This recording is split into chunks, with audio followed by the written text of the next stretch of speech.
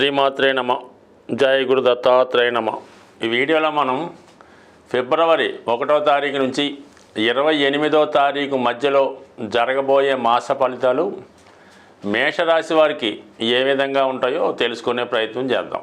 మరి మేషరాశి వారికి ఈ నెల గోచార పరిశీలనలో ముఖ్యంగా ఈ వారంలో ఈ నెలలో ధనస్థానంలో ఉన్నటువంటి గురు భగవానుడు ఫిబ్రవరి 4వ తారీఖున రుజుమార్గంలోకి మారడం వల్ల చాలా కాలంగా సందిగ్ధంలో ఉన్నటువంటి మీ యొక్క రావాల్సినటువంటి ధనం కానీ శుభకార్యాలు కానీ ఒక నిర్ణయానికి రావడం వల్ల అతి తొందరలో మీ యొక్క కుటుంబానికి వ్యక్తిగతంగా మీకు పెద్దవారి దగ్గర నుంచి గురువుల దగ్గర నుంచి అలాగే మీ తండ్రి గారి ద్వారా మీకు చాలా వరకు ఆర్థిక సహకారం లభిస్తుంది. అలాగే కుటుంబంలో కొంతకాలంగా వాయిదా పడుతున్నటువంటి శుభకార్యాలు ఈ నెలలో జరిగే అవకాశం ఉంటుంది.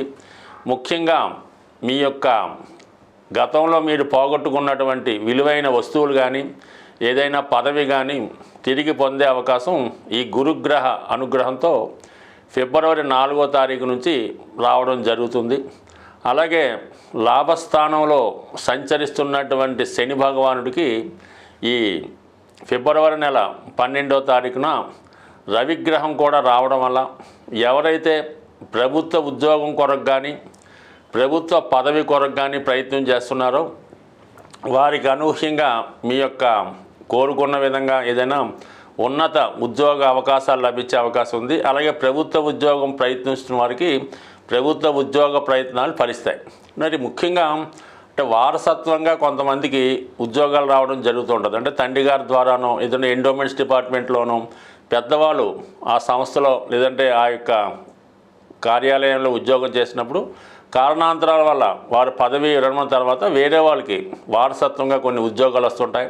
అటువంటి వారసత్వంగా మీకు రావాల్సినటువంటి ఉద్యోగం ఈ నెలలో అంటే ఫిబ్రవరి 12 తర్వాత ప్రయత్నం చేయడం వల్ల అటు ప్రభుత్వ సహకారంతో రాజకీయ సహకారంతో మీకు ప్రభుత్వ పదవి కానీ వారసత్వంగా వచ్చే పదవి వచ్చే అవకాశం ఉంది. లేదా ఇదే సమయంలో మీరు కొత్తగా రాజకీయ రంగంలో ప్రవేశించాలన్నా కొత్తగా ఏదైనా వ్యాపారంలోకి వెళ్ళాలనుకున్నా ఈ గ్రహస్థితి మీకు చాలా వరకు అనుకూలించే అవకాశం ఉంది.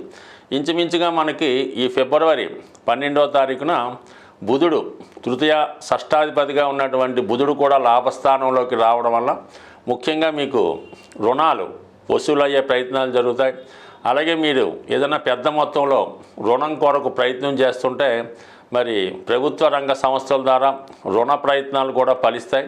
అలాగే మీకు మీ యొక్క బంధువర్గం వారు రక్త సంబంధికులు సహకరించే అవకాశం ఉంది. అంటే టోటల్గా మనకి ఈ ఫిబ్రవరి నెలలో ఎక్కువ ధనయోగాలు ఏర్పడడం జరిగింది. అంటే లాభస్థానంలోకి ఆల్రెడీ ఉన్నటువంటి శని భగవానుడితో పాటు రవిగ్రహం రావడం వలన అలాగే బుధగ్రహం రావడం వలన అటు విద్యార్థులకి చాలా సౌకర్యంగా అనుకూలంగా ఉంటుంది. విద్యార్థులకు కూడా స్కాలర్షిప్ లాంటివి కానీ ఎవరైనా స్పాన్సర్ చేయడం వల్ల ఆర్థికపరమైన సహకారం అందుతుంది. మొత్తం మీద 3 గ్రహాలు లాభస్థానంలో ఉండడం వల్ల అటు వ్యక్తిగత ప్రయత్నం వల్ల ప్రభుత్వ సహకారంతో మీకు ఆర్థిక పరంగా ధనం కానీ పదవి కానీ అదృష్టం కానీ కలిసి వచ్చే అవకాశం ఉంది. ఇక ధనస్థానంలో కూడా ఉన్నటువంటి గురువు రుజుమార్గంలో చెందడం మొత్తం మీద ఈ నెలంతా కూడా ఈ మేషరాశి వారికి అటు పారిశ్రామిక రంగంలో ఉన్నవారికి అలాగే రియల్ ఎస్టేట్ రంగంలో ఉన్నవారికి కూడా చాలా వరకు చేతి నిండా ధనం రొటేషన్ అవుతుంది. మీ మాటకు విలువ పెరుగుతుంది. సంఘంలో మీ యొక్క గౌరవం పెరుగుతుంది. అలాగే ఇంచుమించుగా మనకి 3వ స్థానంలో కుజగ్రహ సంచారం. ఇది జాతకుడి యొక్క వ్యక్తిగత సామర్థ్యం పెరుగుతుంది. ఎవరి సహకారం లేకుండా ఒంటరిగానే జాతకుడు ఏదైనా సమర్థవంతంగా తను అనుకున్నది సాధించగలుగుతాడు. ముఖ్యంగా ఇది క్రీడారంగంలో ఉన్నవారికి పోలీస్ డిపార్ట్మెంట్లో ఉద్యోగ ప్రయత్నాలు చేస్తున్న వారికి ఇది చాలా అనుకూలంగా ఉంటుంది. ముఖ్యంగా ధైర్య సాహసాలతో కూడుకున్నటువంటి వృత్తిలో ఉన్నవారికి ఈ కుజుడు ఈ నెలంతా కూడా 3వ స్థానంలో ఉండడం వల్ల మీరు చాలా వరకు అనుకున్న గమ్యాన్ని ఎవరి సహకారం లేకుండా ఖచ్చితంగా చేరుకునే ప్రయత్నం చేస్తారు. అలాగే చాలా సందర్భాల్లో మీ యొక్క ప్రత్యర్థులపై విజయాన్ని సాధించే అవకాశాలు ఇంటర్వ్యూలో విజయం సాధించడానికి కూడా ఈ కుజగ్రహ స్థితి మీకు అనుకూలించే అవకాశాలు ఉన్నాయి. ఇక ముఖ్యంగా శుక్రుడు రాహు 12వ స్థానంలో సంచరించడం వల్ల జాతకుడు చాలా ధనాన్ని వృధాగా ఖర్చు పెట్టే అవకాశం ఉంది. అటు ఏదైనా బలహీనత వల్ల కానీ, వ్యసనాల వల్ల కానీ, ఇతరుల్ని పోషించి పెంచడం వల్ల, కొన్ని చెడలవాట్ల వల్ల కూడా జాతకుడు నష్టపోయే అవకాశం ఉంది. కొత్తగా పరిచయమైన వాళ్ళు మిమ్మల్ని ఏదో రకంగా మోసం చేసే అవకాశం ఉంటుంది. కాబట్టి సాధ్యమైనంత వరకు ఈ మేషరాశిలో ఉన్నవారు ఆన్లైన్లో పరిచయమైన వాళ్ళు కానీ, ఏదంటే ఎవరన్నా మిమ్మల్ని ప్రలోభ పెట్టి ఏదైనా బ్లాక్మెయిల్ చేయడం కానీ, హనీ ట్రాప్ చేయడం కానీ జరిగే అవకాశం ఉంటుంది. కాబట్టి చాలా వరకు కొత్త వారితో చాలా జాగ్రత్తగా ఉండండి. ముఖ్యంగా స్త్రీల విషయంలో ఎక్కువ జాగ్రత్త పడటం మంచిది. బట్ ఓవరాల్గా ఈ యొక్క సమస్య తప్ప మిగతా ధనయోగాలు చాలా అనుకూలంగా ఉన్నాయి. అలాగే మరి ఆరోగ్యపరంగా కూడా చాలా వరకు ఈ నెలంతా కూడా అనుకూలంగా ఉండే అవకాశం ఉంది. సాధారణంగా మన రాశి ఫలితాలు ఫాలో అవుతున్న వారికి గ్రహాలు ఎంత అనుకూలంగా ఉన్నా ప్రతికూలంగా ఉన్నా మీరు నివసిస్తున్నటువంటి గృహం తాలూకా వాస్తు ప్రభావం కూడా చాలా వరకు ఈ మీ యొక్క నష్టాలు లాభాల మీద ఆధారపడడం జరుగుతూ ఉంటుంది. సుమారుగా మీ గృహంలో వివాహ ప్రయత్నాలు వాయిదా పడుతున్నాయి, ఎంత ప్రయత్నం చేసినా వివాహం జరగడం లేదనుకున్నప్పుడు మీ గృహంలో వాయువ్య భాగంలో దోషం ఉందేమో గమనించండి. ఆ దోషం సరి చేసుకోవడం వల్ల మరి వివాహాలు తొందరగా జరుగుతాయి. ఇక మీ కుటుంబంలో పిల్లలకి ఉద్యోగాలు రావడం లేదు, వాళ్ళు ఊరిక ఖాళీగా కాలక్షేపం చేస్తున్నారు అనుకున్నప్పుడు ఖచ్చితంగా మీకు ఈశాన్య భాగంలో దోషం ఉండడం జరుగుతూ ఉంటుంది. మరి ఈశాన్య భాగంలో దోషాన్ని సరి చేసుకోవడం వల్ల మీ యొక్క ముఖ్యంగా మగపిల్లలకి ఉద్యోగ ప్రయత్నాలు ఫలించే అవకాశాలు ఉన్నాయి.